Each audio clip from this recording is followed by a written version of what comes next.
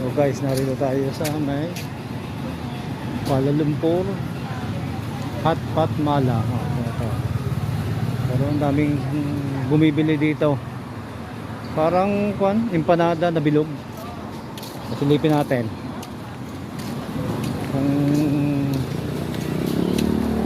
empanada na bilog. Itaray ko din makatila.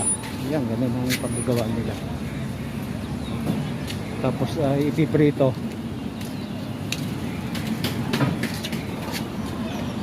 Ito mga flavor. Corn beef,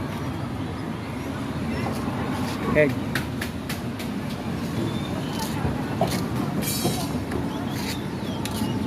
Ito yung mga dito magbabayad. 550 and 650. Hindi ko alam kung anong Bukit Bintang to, pero di ko alam kung saan lugar. So pipila rin ako. Habang ako nag-iintay ay bibili rin dito sa, siguro masarap to eh, kasi ang haba ng pila eh,